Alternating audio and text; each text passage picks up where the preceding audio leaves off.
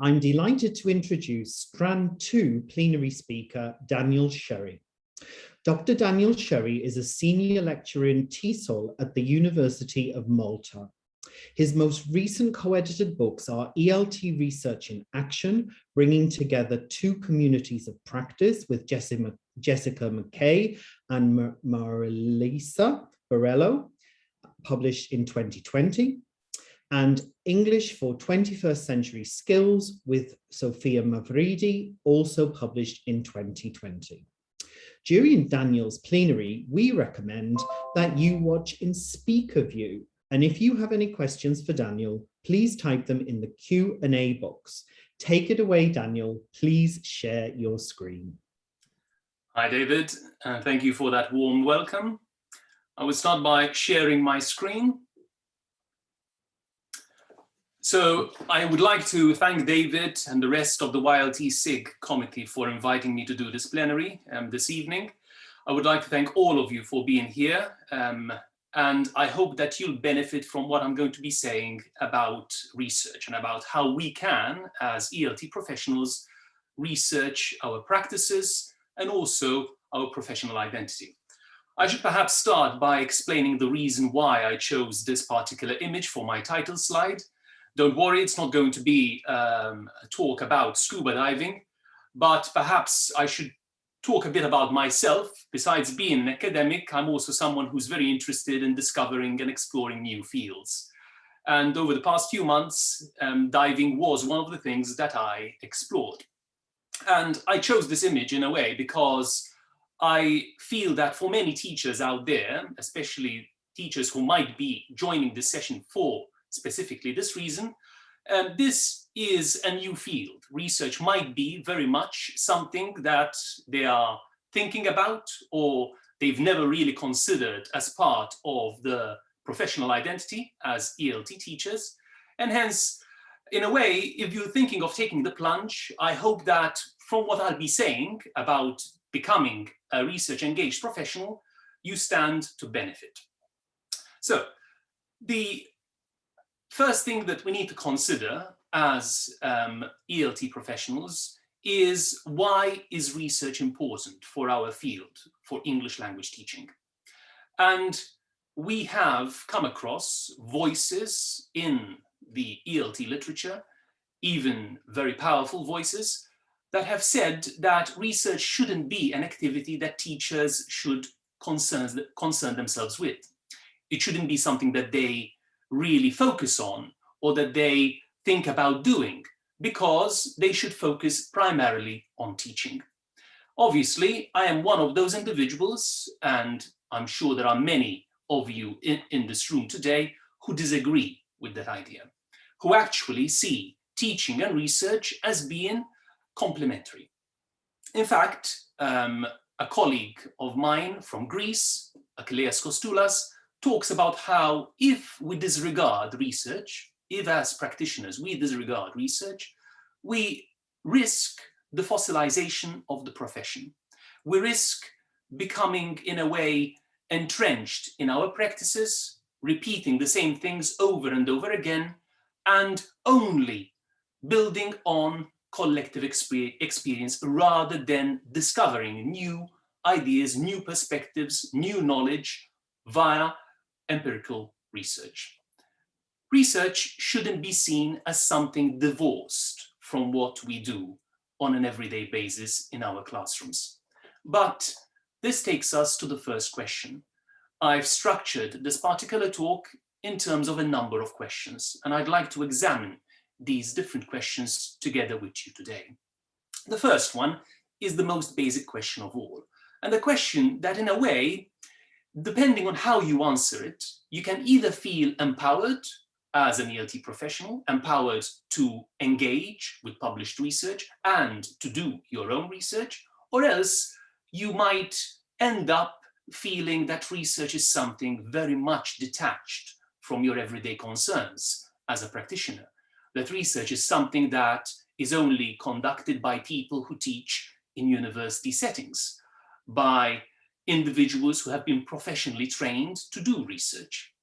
And that is a misconception that unfortunately is shared by many teachers around the world. And in certain cases, it's also shared by prominent ELT voices, as I hinted at the beginning of this talk. So what is research? What is this activity that I am, in a way, encouraging you to do, or at least to engage with, if you're interested in doing this? And in order for us to do this, what I'd like us to do is to think about 3 scenarios that I'm going to present you with. I'd like you to quickly read through each one of these scenarios and then to decide whether this is definitely research, probably not research, or definitely not research. Once you've done that, feel free to add a comment in the chat box.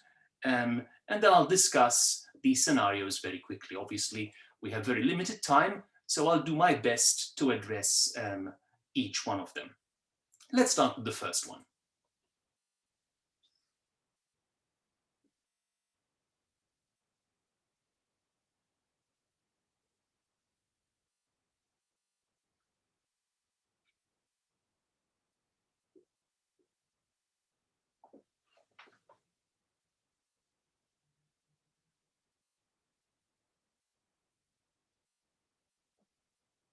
Okay, here we have someone who has said not research.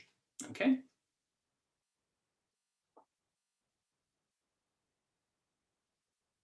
Probably not, probably. Okay, different views. Let me show you another one.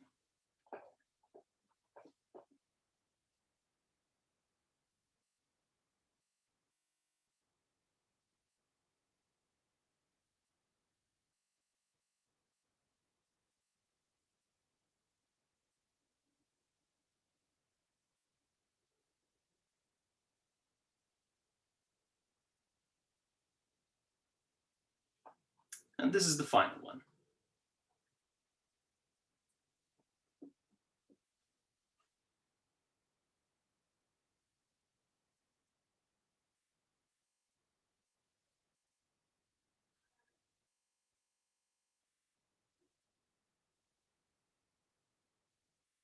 Okay, I'm pleased to see that in the comments, many of you are saying that this is definitely research, or at least probably research.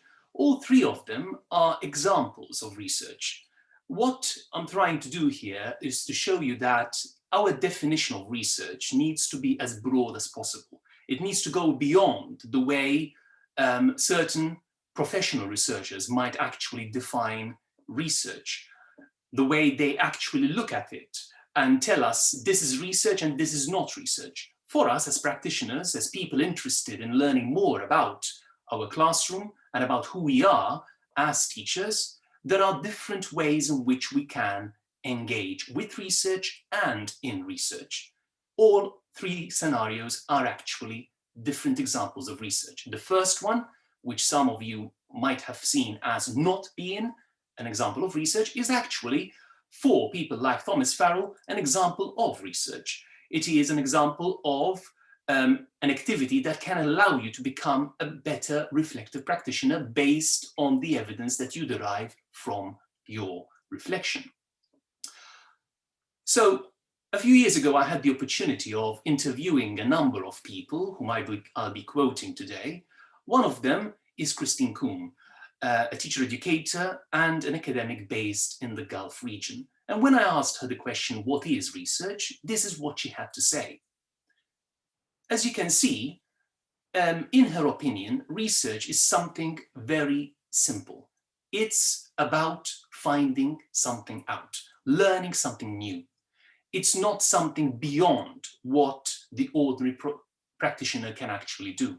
All of us as ELT professionals, we have questions about our classroom, about our learners, about what we're doing on a daily basis.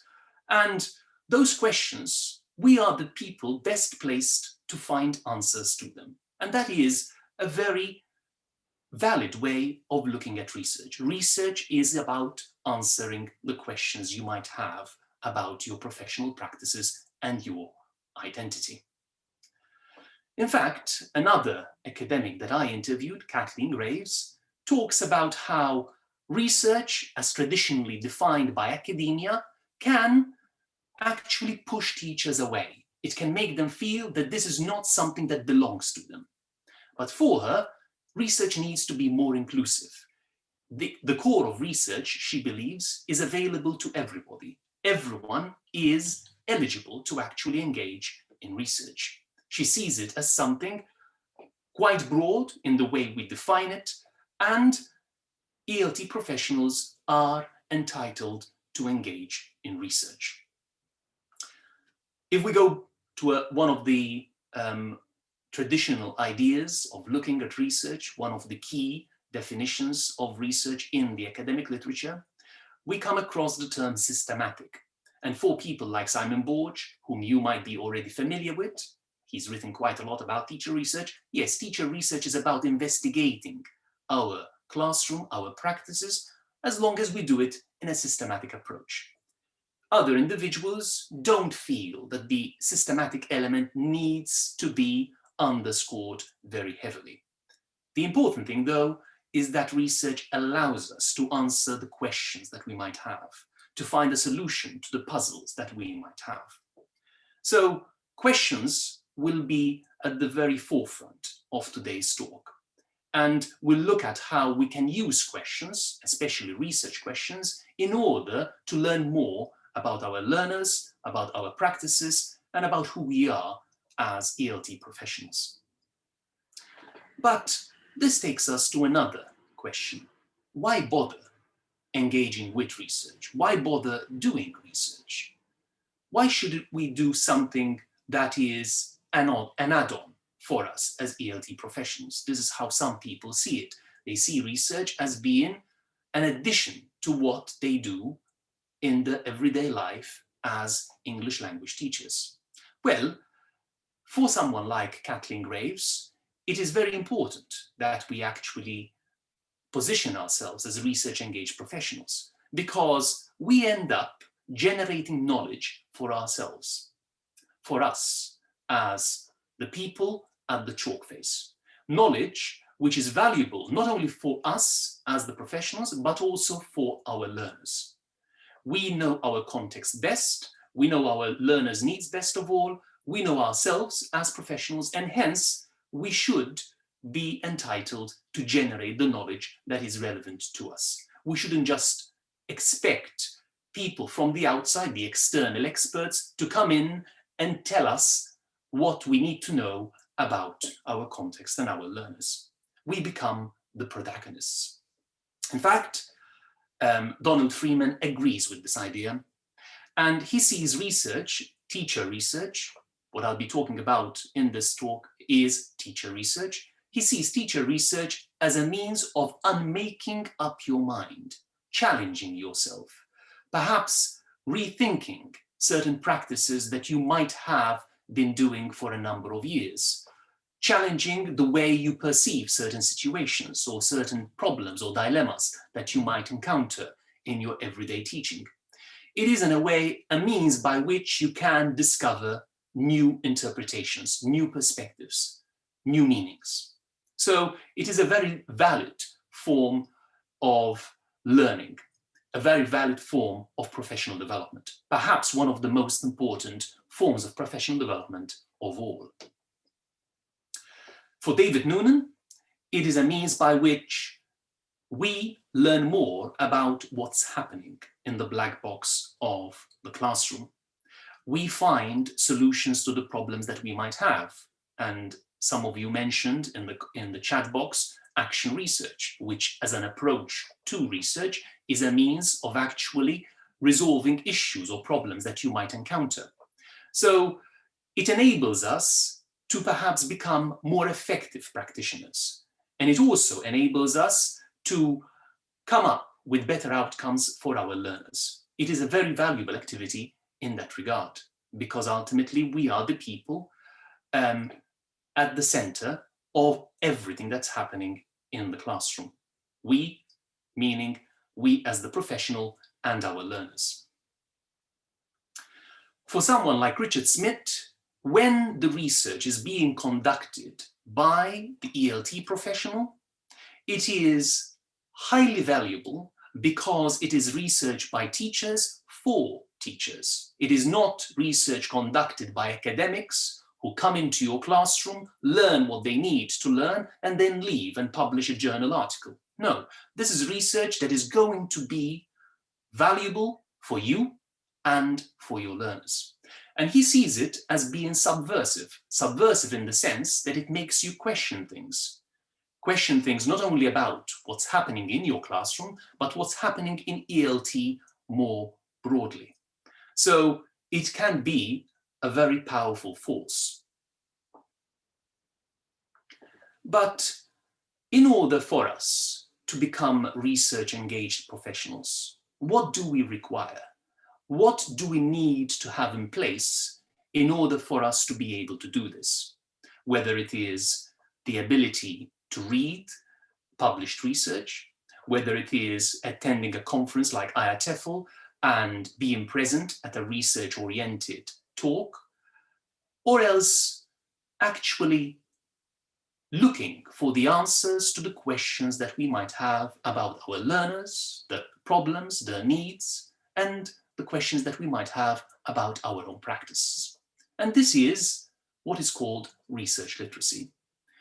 The knowledge and skills and attitudes that we require in order for us to be research-engaged ELT professionals. And it can be broken down into a number of different areas. The first component consists of our ability to engage with research, whether it's published research or whether someone has given a talk at a conference. We need to be able to, first of all, find relevant research. Not all research might be relevant to our context, our learners, and who we are as ELT professionals. So we need to be able to know how to locate such research. We need to be able to evaluate this research to determine how useful it is for us and for our learners. And then, if it is applicable, we need to know how to apply it to our own context and our own learners.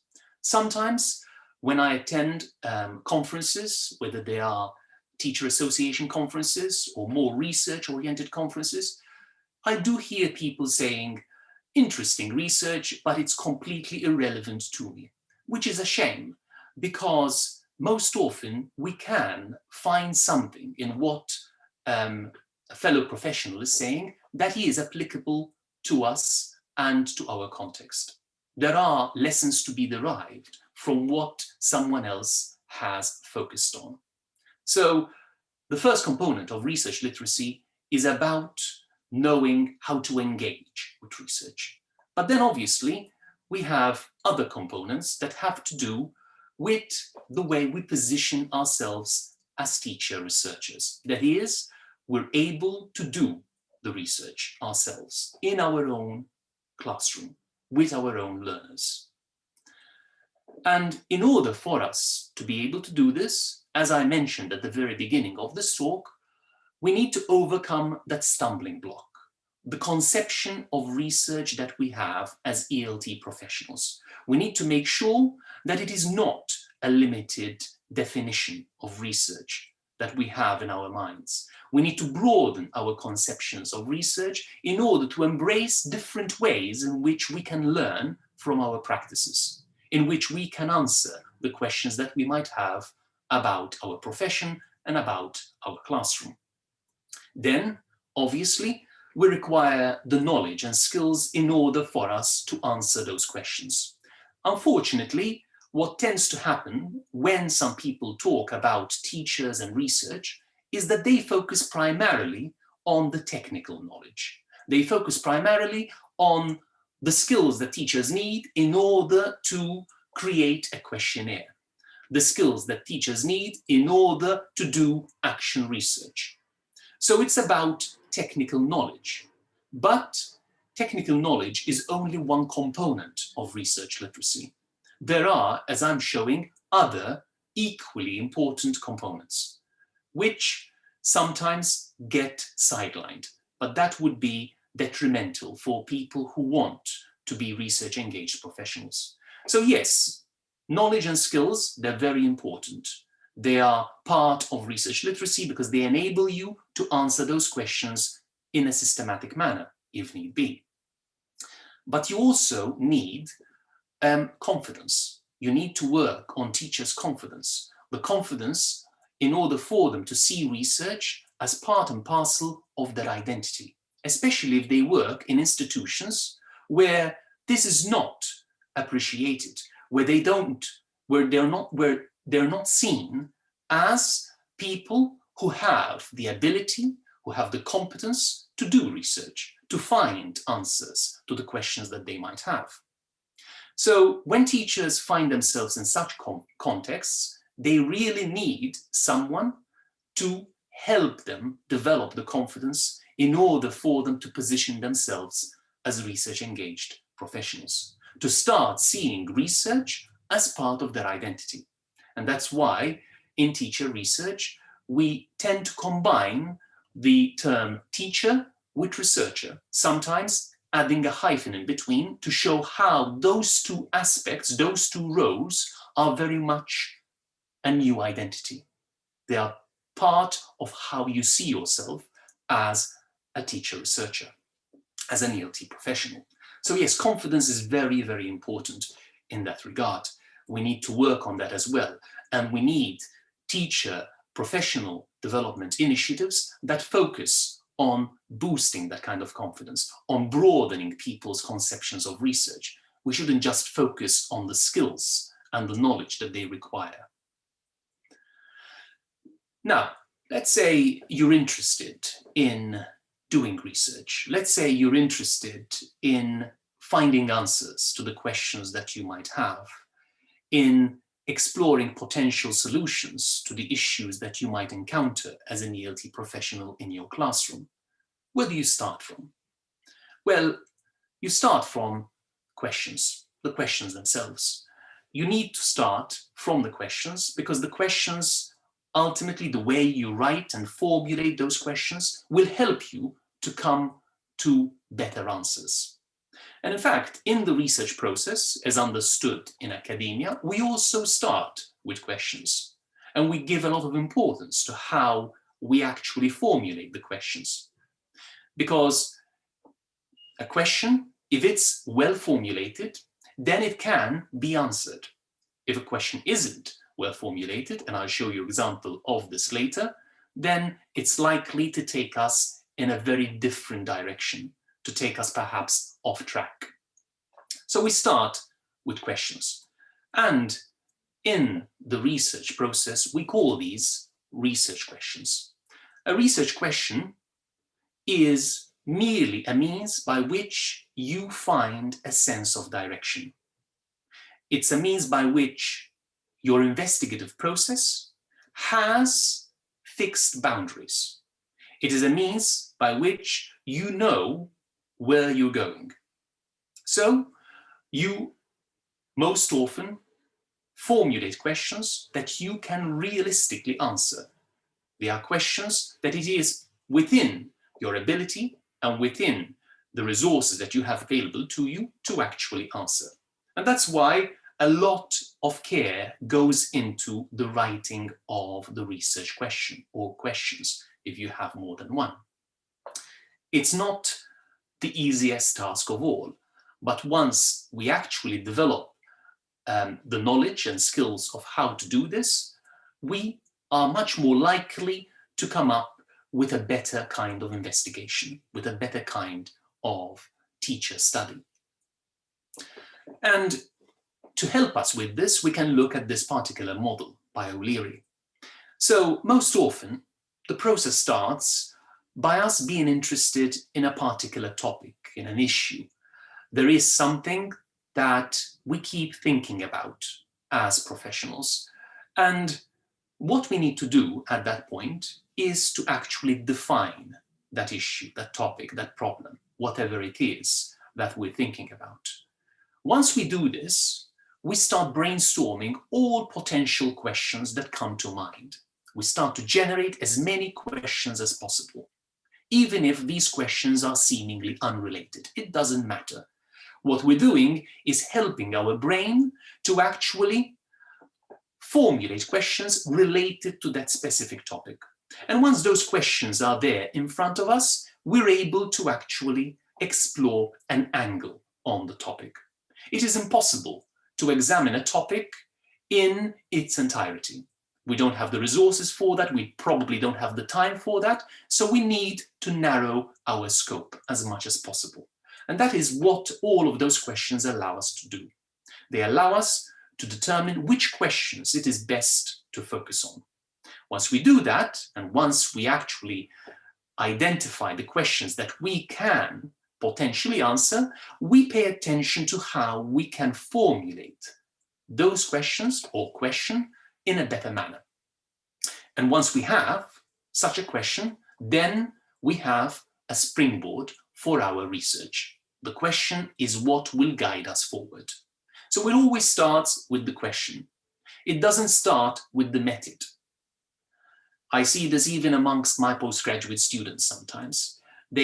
When I ask them to think about a research issue, a research topic, the first thing they think about is how to examine the topic rather than the question. So they start thinking about a method that they might be familiar with, or that they might enjoy, that they might like, or that they might have heard of.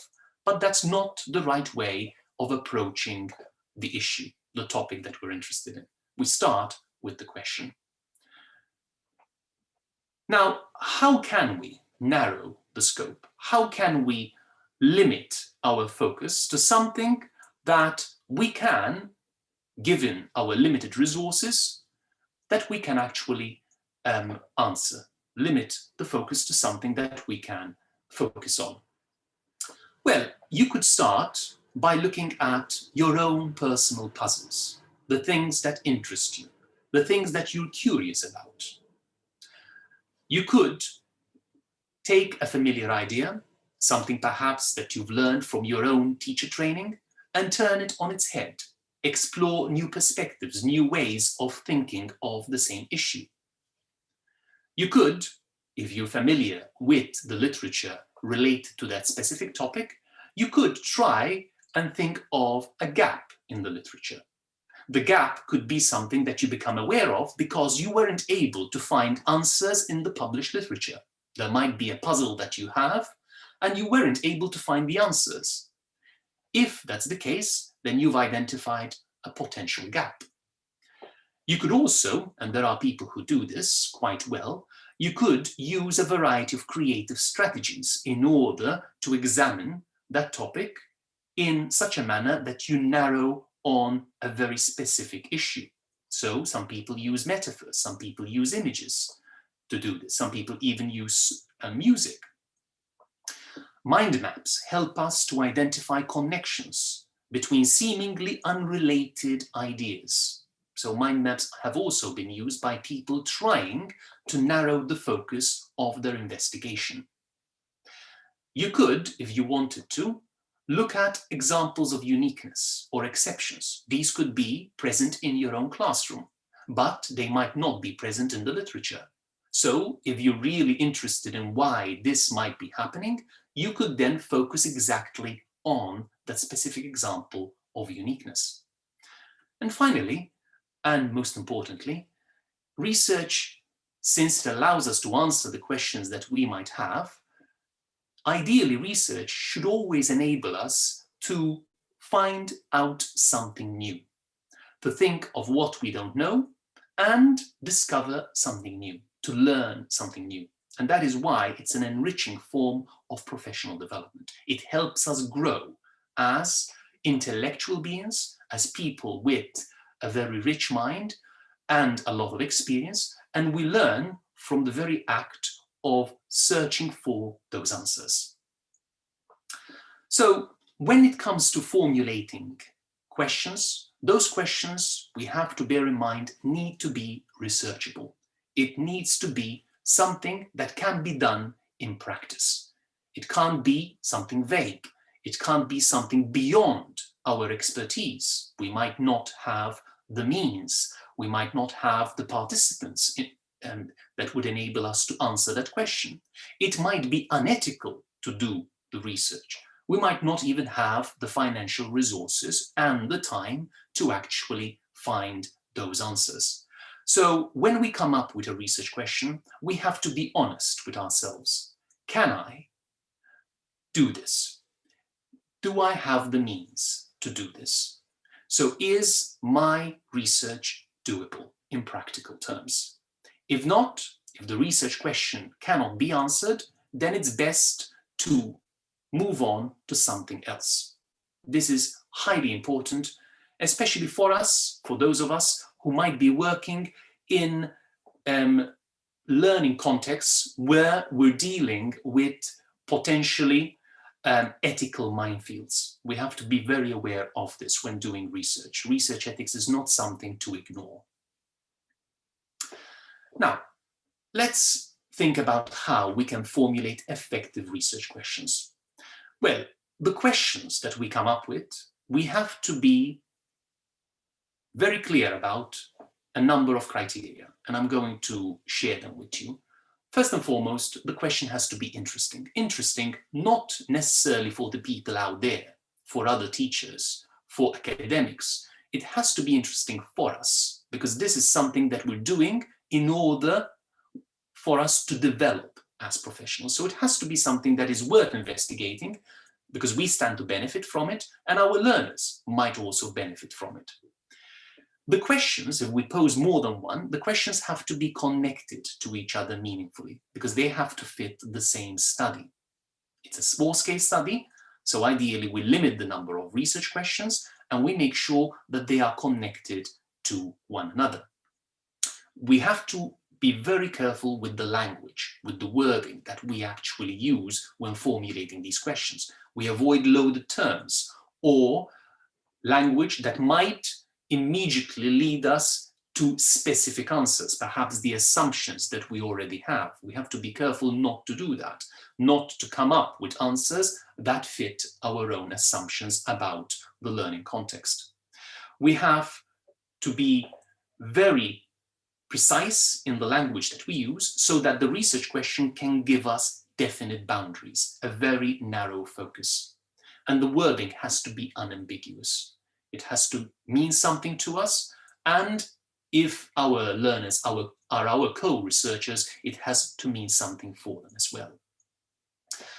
And what we tend to do when writing research questions is we avoid binary questions. We avoid yes or no questions. We ask questions for which we don't presently have an answer, and the answer to which is quite open. It is not a yes or a no. That's why when we write research questions, we always start with a what, with a how.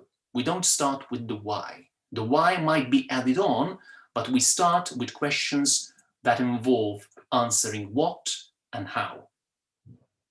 Now, this is an example of a bad research question. I'm going to give you a minute or so for you to think why it is a bad research question.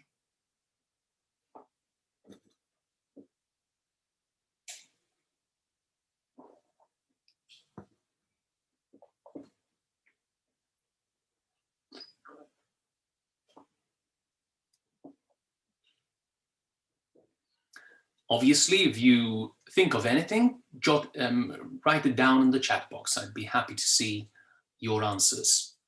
Why do you think this is a bad research question? Yes, Asma has pointed out, it's a binary question, so that's one of the reasons why it's not a good research question. It doesn't limit the age, so it's quite broad, quite vague in that regard.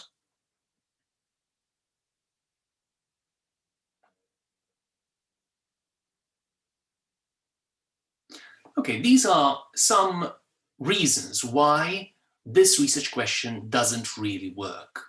Yes, Helen, more easily. What does that even mean? Very good. So the question is way too broad. It needs to be narrowed down. We don't know which girls or boys we're talking about. We don't know from which culture. We don't know what age, which socioeconomic category, what level of proficiency, which educational context. We don't know what we're comparing. And more easily, as Helen mentioned, what does that even mean? In what way are we trying to compare more easily? We don't know which skill area, and we all know as language professionals that it's it would be very naive to try and come up with a research question that looks at all the skills and all the systems. And finally, yes, it's a binary question. So that is another reason why it's not a good research question. So let's say we've thought a lot about how to write our research question. We've paid attention to the wording. We've come up with something that we feel will give us the necessary direction in order for us to explore our context, to learn more about our learners and about our practices as ELT professionals. How do we answer the research question? What are the tools, the methods available to us in order for us to come up with answers to the research question? And this is where methodological design comes in. Methodological design involves the different pathways that lead us to that answer. It's as if the answer is the destination, but there are different ways of getting to that answer. And given that there are numerous possible ways in which we can answer the research question, we have to ultimately decide on something that is suitable for us, for our context, and for our learners. Not to mention, it has to be something suitable for the research question. Not all designs are appropriate for the kind of research question that we've come up with. It has to be appropriate for our context, and it has to work well for us as researchers, for the kind of epistemology that we tend to engage in, for our own practices, resources, and experience. Then, once we've started thinking about methodological design, we start thinking about the kind of data that we can collect. What kind of data should I collect in order to answer that research question? And traditionally, we tend to distinguish between qualitative and quantitative data. And here, what you have at the top of the slide is something very simplistic.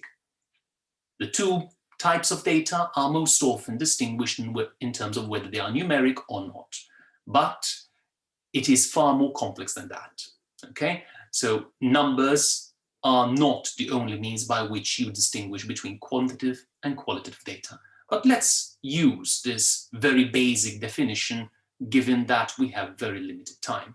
So it's a simplistic view of looking at these two kinds of data. But most often, when we think of qualitative versus quantitative, what we're also thinking of are two ways of approaching the phenomenon in question, two ways of thinking about the data, and two ways of analyzing the data. And sometimes people ask themselves, should I go with the quantitative or should I go with the qualitative? Well, there is also a road in between. There is also mixed methods. The important thing is that whatever approach you adopt, it is ultimately suitable for the kind of research that you want to conduct and for the kind of research question that is providing you with direction. Remember that the qualitative and quantitative approaches are two elements on a continuum. And that's why many teacher researchers from around the world, they tend to use a mixed methods approach. And they think a lot about what they start with in terms of a method and the role that a specific method plays in their overall research design. The important thing, as I've already mentioned, is that you choose something that is suitable for you, your expertise, your experience, your knowledge, your skills, your confidence, and for your study, the study that you are conducting. Once you've decided on a methodological design, the next step is to start thinking about the tools. And there are many tools available to you. That's why you shouldn't start with the tools, but your investigation should start with the question. The tools most often come at the end. We choose tools that fit the research question, that are appropriate for the kind of research that we intend to conduct.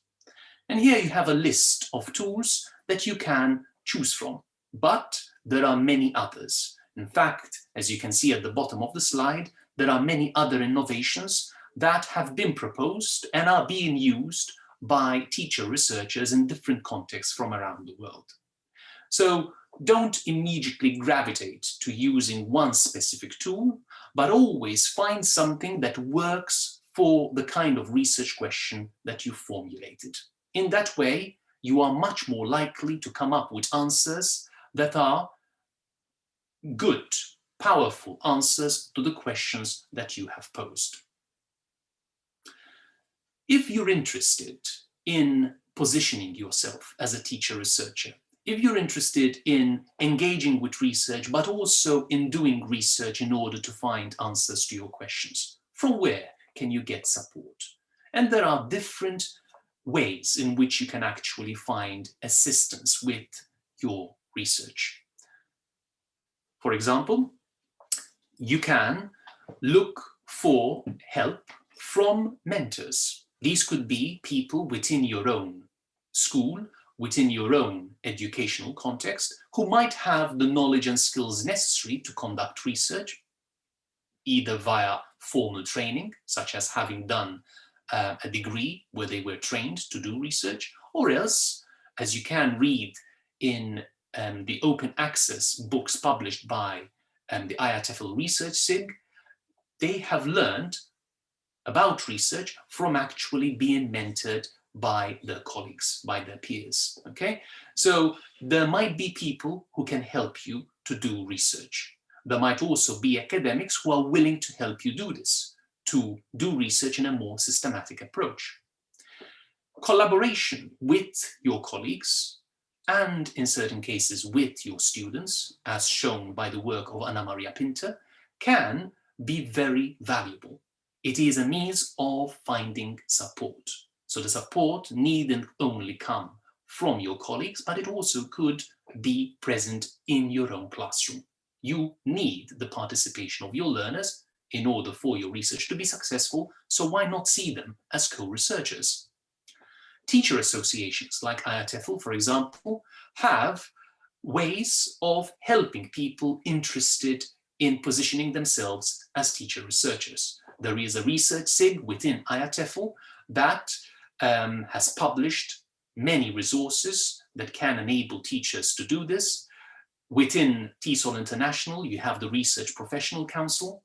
Within smaller and regional associations, you'd sometimes get groups of teachers who are interested in research, in the kind of classroom research that they can conduct, and hence you can find support in that way as well. On social media, you do find groups where people, professionals interested in research, come together to discuss issues, to share resources. And here I've given you 2 examples of such groups on Facebook. And finally, there are many open access resources that you can access for free. These are available online. I was responsible for publishing a few of these. And these open access resources provide you with some of the knowledge that you require if you are embarking on this journey, if you are interested in doing research in order to find answers to your questions. Thank you for that. Thank you for your attention. And if you are planning on taking the plunge and doing research in your own classroom with your own learners, I wish you the best of luck.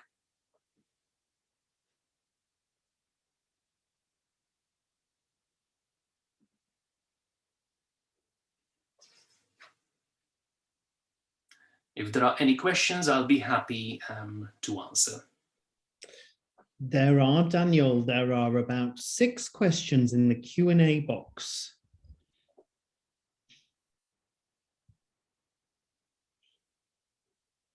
Okay, let me scroll up and...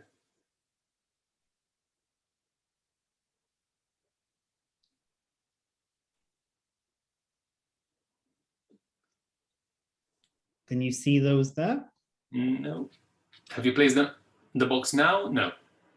The box, if you click the Q&A box next to, we have share screen and then record, raise hand and Q&A. Would you like me to read them out for you? Yes, that would be helpful. Because Okay, no problem. So we have one from Motirs asking, in contexts where teachers are not required to conduct research and are loaded with clerical admin tasks, why would they go for research at all? Very good question. And in fact, people like Simon Borge do acknowledge that one of the biggest challenges to doing research is a lack of institutional support, as well as a lack of time. The reason why those individuals might still feel that research is something that they should go for is because research is a form of professional development. A form of professional development that you don't really pay for, but that is highly rewarding and highly enriching. So yes, even if your institution doesn't recognize it as something that you should be doing, it's not part of your job description, you ultimately do this because you see the value of it for you and for your own growth as a professional.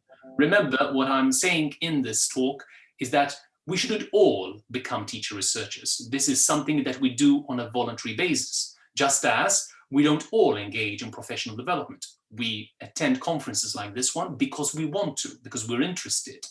But it is not only conferences, books, magazines, social networks that we learn from. We can also learn from finding the answers to our questions by adopting the kinds of approaches that I talked about today. Okay, thank you. Tasha's asking, she says, I agree with the idea of teacher research, but shouldn't the conclusions we come to be validated or confirmed by some external objective source before we believe it as truth? If not, don't we risk acting on incorrect conclusions? And that's why at the beginning of the talk, I mentioned that we need to broaden our conception of research.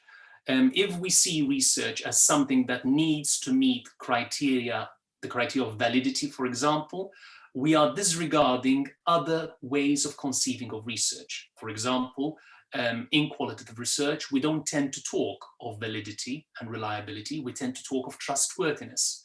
If you come from an interpretivist paradigm, you don't worry so much about issues of objectivity, but you think primarily about how you are interpreting phenomena and how the people who are participating in your research are interpreting those phenomena. So that question is very much coming from a positivist kind of way of looking at the world and at research. There are, however, other equally valid and powerful ways of looking at reality. Thank you. And then Marcella is asking, do you suggest any book on research to be shared with our students who are studying to become English teachers? There are many, many books that I could recommend. One book that, however, perhaps I'm plugging this book, but it is a book that consists of chapters written by some of the leading exponents on teacher research, but also by teachers themselves. It's a book that I co-edited in 2018. It's about supporting teachers to do research via the development of research literacy. And you can download this book for free from my website. It's a book that was published by a teacher association based in Switzerland. People actually paid for the book to be put together. So I always recommend that book, not because I edited it, but because this is a product of an association that genuinely believes in the value of teacher research. Thank you. And then we have Firoz asking, and this is the last question we can take, do research questions differ according to the research methods? So qualitative, quantitative, or mixed methods when deciding on the questions? Well, there are different ways of going about those methods, definitely. But the question itself, the way you formulate it, is what will then lead you to think about the methodological design. The question, in a way, is what you think of first, what you give importance to first, and then the methodological design follows. rather than thinking of the approach and then trying to fit the question to the approach.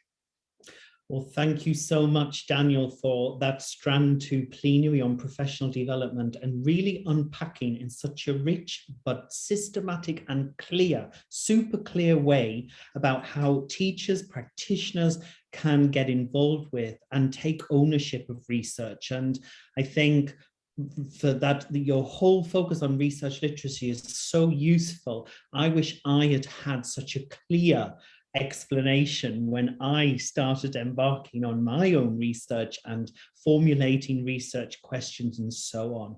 I thought it was really interesting as well in your response around the view of the world and being interpretivist and how that, you know, shifts that lens on objectivity. It takes the focus away from that as a goal, which I think is very empowering because our realities are so different and diverse. So thank you so much for that. I think it was super useful, and I completely agree with the message that research should be accessible to all teachers, and all teachers of English to children and teenagers can and should become researchers. So thank you so much for that plenary, Daniel. Thanks so much, David, and thank you to the entire SIG for inviting me. Thanks so much, and well done on organizing such a brilliant conference. Thank you very much. So everyone, we're now going to take a 5-minute break, and during the break, we'll be hearing from our web conference sponsor, ELT Consultants, with their take on Strand 2 professional development.